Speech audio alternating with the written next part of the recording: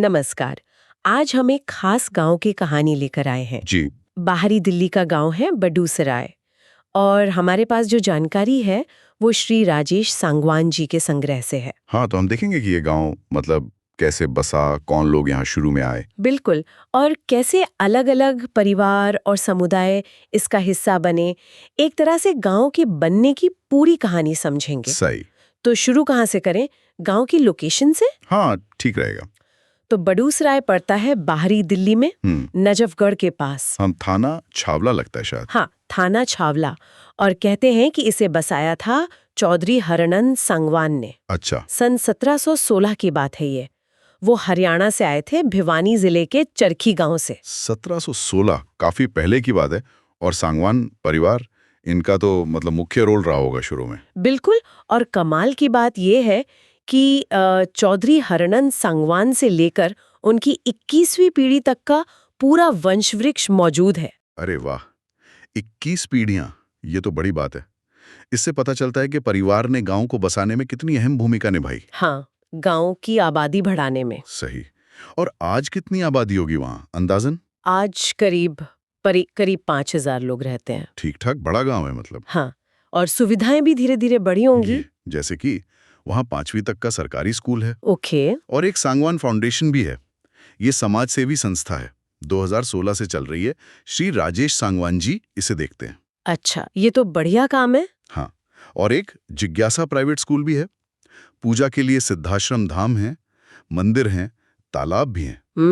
Community centre वगैरह भी है। हाँ, कम्युनिटी सेंटर है, 3 चौपाले हैं। मतलब गांव का अपना एक सामाजिक ढांचा है। और गांव के प्रधान भी रहे होंगे। जी बिल्कुल।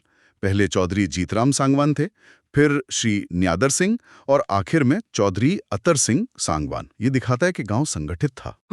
अच्छा, परिवारों के बढ़ने का भी एक दिलचस्प किस्सा है इसमें, है ना? हाँ, वो गोद लेने वाला किस्सा। हाँ, बताइए ना उसके बारे में। तो चौधरी रामबख्श सांगवान थे, उनकी 9वीं पीढ़ी में बहादुर सांगवान हुए। जी। अब उनके कोई अपनी संतान नहीं थी। तो सन 1886 में उन्होंने क्या किया? क्या किया? उन्होंने अपने साले चौधरी परशुराम कुहाड़, उनके 2 बेटों को गोद ले लिया। अच्छा। मुखराम और नेतराम। अच्छा, साले के बेटों को। हाँ। लेकिन एक शर्त रखी। शर्त? कैसी शर्त? शर्त ये थी कि बेटों को अपना गोत्र कुहाड़ से बदलकर सांगवान करना होगा। ओहो, और मान गए वो लोग? हाँ, मान लिया गया। और इस तरह सांगवान परिवार की वो एक और शाखा बढ़ गई। मुखराम से फिर कन्हैया हुए, नेतराम से फुलू, वंश आगे बढ़ा।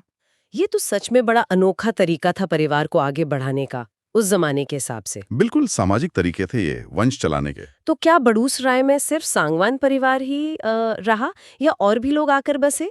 नहीं नहीं, समय के साथ और भी समुदाय आए। ये गांव सबका बनता गया। जैसे सन 1827 के आसपास धौलाबाद से गौड़ ब्राह्मण आए। अच्छा, ब्राह्मण परिवार। हाँ, उनका गोत्र भारद्वाज बताया जाता है। तुलसीराम, मोहनलाल जैसे उनके पूर्वज थे। और फिर जोगी समुदाय के लोग आए, कादियान गोत्र के। भोंदूनाथ के वंशज थे, रामलाल, गणेशी वगैरह। ओके। और फिर जाट परिवार भी आए। सन 1873 में सराय अल्लावर्दी से रोज गोवालिया जाट आए, नत्थू सिंह के वंशज। और जयसिंहपुर से दहिया जाट भी आए, धन सिंह और रामसुख के वंशज। काफी अलग अलग जगहों से लोग आए मतलब। हाँ, और कश्यप राजपूत परिवार भी बसे। अलग अलग गोत्रों के थे वो। कुड़ैत, बलावंत, सांझरपुरिया, दरड़वाल उनके भी प्रमुख सदस्य रहे। तो धीरे धीरे गांव में काफी विविधता आ गई। सही कहा। ये सिर्फ आबादी नहीं बढ़ी, बल्कि गांव का जो सामाजिक ताना बाना है ना, वो और रंगीन और मजबूत हुआ। अलग अलग पहचानों का संगम बन गया बडूसराय। तो अगर हम पूरी कहानी को संक्षेप में देखें तो एक वीरान जमीन थी। जी। 1716 में चौधरी हरनंद सांगवान ने उसे आबाद किया। बिल्कुल।